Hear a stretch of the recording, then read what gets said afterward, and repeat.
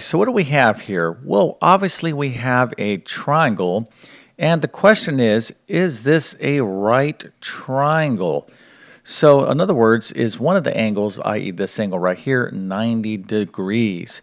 So that is the question, and if you forgot what a right triangle is, again, it is a triangle that one of the angles is 90 degrees. Remember as well that the sum total of all the angles in a triangle is 180 degrees, but right triangles are very special triangles in geometry. So hopefully you know a little bit about right triangles. But anyways, if you think you can answer this question, go ahead and put that answer into the comment section, but back up your answer. In other words, tell me how you came to that conclusion. So whether you answer this correct and you just put down a simple yes or no, and this was an actual exam question, you wouldn't really get any points for guessing correct. You have to back up your conclusions. But anyways, I'm going to show you the correct answer in just 1 second, and then I'm going to walk through how we can prove whether this is in fact a right triangle or not using two different ways. But before we get started, let me quickly introduce myself. My name is John, and I have been teaching middle and high school math for decades. And if you need help learning math, well, check out my math help program at tcmathacademy.com. You can find a link to that in the description below. And if this video helps you out, or if you just enjoy this content, make sure to like and subscribe, as that definitely helps me out. Okay, so let's get into this. Right triangle or not, what do you think? Well, let me show you the answer. Yes, indeed, this is a right triangle. Okay, so if you got that right, that's excellent, okay? But here's where this is the part of your answer I'm more interested in. How did you back up your conclusion? So if you said yes, I would say wonderful. Why did you say that? Okay, why did you, conclude that in fact that this is a right triangle? And if you said, well, I just guessed, I had a 50-50 chance, you know what? If this was a multiple choice question, I would say you did the right thing. You should always guess on, a math test, or just a simple strategy, for success. If you have a multiple choice exam and you're not going to get deducted any points for guessing, you should always guess, right? All right. So anyways, if you just took a shot and said, yes, it is, that's great.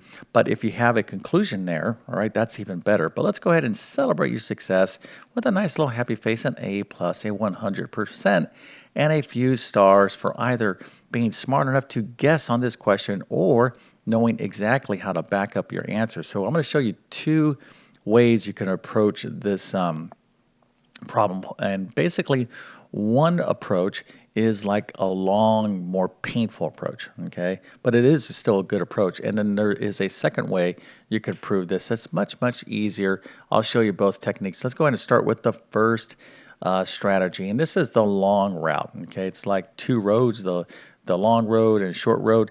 Well, this would be the longer road to conclude whether the fact this triangle is a right triangle or not. Now, if you are dealing with a right triangle, okay, if you have a right triangle, then this holds true, okay? So in other words, if you have a right triangle, then this is true, okay? Now, what is this? Well, this is the Pythagorean Theorem, all right? And it states that it's the relationships of the sides of a right triangle holds true. This relationship holds true. Now, C, okay, here happens to be the longest side of a right triangle. So let's suppose this was right. Well, just by looking at this, this would probably be the longest side. Okay, so we can kind of look, and of course we can kind of like just compare these respective algebraic expressions as well, but this is the longest side, so this would be our C. So if we square this, all right, that would be like a squared plus this thing squared, okay, should be equal to this thing squared, all right? So you're like, well, all right, we're going to have to do, a bit of algebra to see if this is true. In other words, we're going to take this and we're going to square it. We're going to add the results of that to this squared, okay, and we're going to see if that's going to be equal to this thing squared. If that is the case, then in fact, this is a right triangle because this relationship only holds true in a right triangle. So let's go ahead and get into this right now, and this is going to be a considerable amount of algebra. It's not that difficult of algebra, but there's, a lot of number crunching. So this is what we want to show. So this would be like our a squared plus b squared is equal to our c squared. Again, remember, c squared right here, 4x plus 2, is the longest side of this triangle. Okay, so what we're going to do is test to see if this holds out. In other words, when we do all this algebra, we're looking to see if the left-hand side will actually be equal to the right-hand side. If that is true, then in fact this is a right triangle. So let's go ahead and do this math. So 2x plus 1 squared, we'll go ahead and just write that right here. 2x plus 1 squared is, of course, 2x plus 1 times 2x plus 1. And you can see all that lovely multiplication right there. Hopefully you understand the FOIL method. And here is the answer. Okay, so we'll kind of break this up in 3 stages. So this is the first stage. We'll do this next, and then we'll do this next, and we'll put all our answers together, and we'll take a look at what we have, because there is, again, a good amount of algebra here. So let's take a look at doing this next. Okay, so we're going to check on 2x plus 1 times the square root of 3 squared. All right, what's that equal to? Well, that's 2x plus 1 times the square root of 3 times 2x plus 1 times the square root of 3. Now, remember, in multiplication, order doesn't make a difference. 1 times 7 times 3 is equal to 7 times 3 times 1. Okay, so we could shuffle things around. So I'm going to put these two square root of 3's next to one another. And then I'll put the 2x plus 1 times 2x plus 1 next to one another. That's going to give me 2x plus 1 squared. I actually just figured out what that was, right? 2x plus 1 squared, i.e. 2x plus 1 times 2x plus 1 is this, all right? 4x squared plus 4x plus 1. So I can just use that same result again right there. The square root of 3 times the square root of 3 is going to be the square root of 9 or 3. So that's going to be 3 times this. And of course, that would give me this expression right here, 12x squared plus 12x plus 3. Okay, so now let's move on to this last piece. This is our c squared, 4x plus 2 squared. So that'll be 4x plus 2 times 4x plus 2. And when we do all this lovely math, we get this expression right here. If you want to see the specific algebra steps, you could just pause the video and take a look at this. But what we're doing here is the FOIL technique, right? First, outer, inner, last. Hopefully, this is stuff that you know. Now, if you're kind of like confused with the algebra and the geometry, then I'm going to suggest a couple different possible courses here for you. So, probably like my geometry course would make sense, because you take geometry after algebra 1. That's typically the way it's taught. So if you need help with, like, say, the Pythagorean Theorem and some of the other things I'm going to be talking about here in a second, then check out my geometry course. But if you're struggling on the algebra, check out my Algebra 1 course. Okay, so now we have all 3 pieces here. Remember, 4x plus 2 squared was c squared.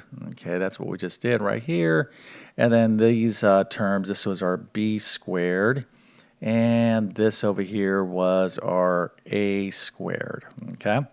All right, so now let's go ahead and just put this all into its respective pieces into our Pythagorean theorem here, right? Again, this would be a squared plus b squared, and this is our c squared. So we have all the answers here, and sometimes you're going to have to give yourself as much room as possible on your paper when you're doing these type of problems. There's a lot going on. So we figured out with 2x plus 1 squared, it's this.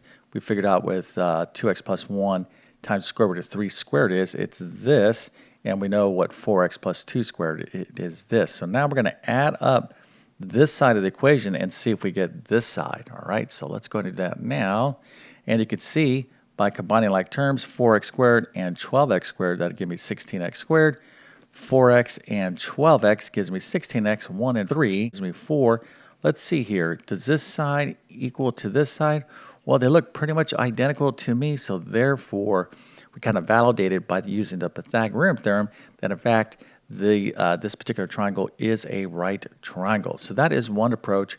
And again, I kind of am calling this the long and painful road. All right, but a good road. All right, it still gets you to point A to point B, which is proving your conclusions. But let's take a look at a better way to do this problem. And hopefully this is what you recognized as the best approach. So here's a problem. We're trying to determine whether this is a right triangle or not. So there's two types of triangles you need to really know. There's special right triangles, okay? And one of these is the 30, 60, 90 degree right triangle. It involves the square root of 3, okay? And this comes up on a lot of different type of tests, not only in geometry, but standardized tests like the SAT, ACT, GED. So you really need to know these special right triangle relationships. But basically, here, by the way, the other special right triangle you need to know is the 45, 45, 90. But here is the 30, 60, 90 right triangle. Okay, so whatever this side is, our smallest side, x, if we double that, by the way, this is 60 degrees here, and this would be 30 degrees right there. Okay, so this is what our triangle looks like. So our smallest side doubled is the hypotenuse. Okay, so whatever our smallest side here, if it's x, or our hypotenuse, our longest side is 2x, and then our middle side, okay, the one with the middle length in between, is whatever this side is right here, x times the square root of 3. So anything that fits this pattern is a 30, 60, 90 right triangle. So let's go ahead and see if our question fits that pattern. Okay, so here we have our small side, 2x plus 1, is the hypotenuse here. Double this. Well, let's just double 2x plus 1. If we do this, we're going to get what? 2 times 2x, that's 4x. And then 2 times this 1 is 2, so it is, okay? 2x plus 1 times 2 is, in fact, this. And then we have the smallest side, 2x plus 1, times the square root of 3. So this triangle fits that 30, 60, 90 degree pattern, all right? In other words, 90 degrees right here, indicating that this is a right triangle. Okay, so again, you always want to try to work smarter, not harder in mathematics and in life. But here's the deal, right? To do a problem like this, it's good to know both approaches, right? You need to, think about how can I solve this? How can I justify my conclusions? And sometimes, you'll think of different approaches, okay?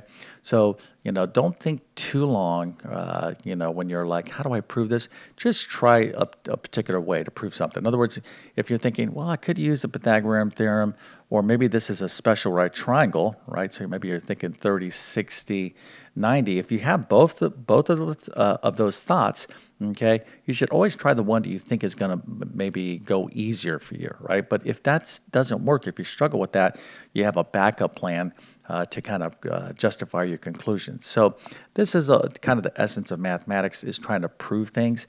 And there's not only, generally speaking, there's not one way to prove an answer is correct.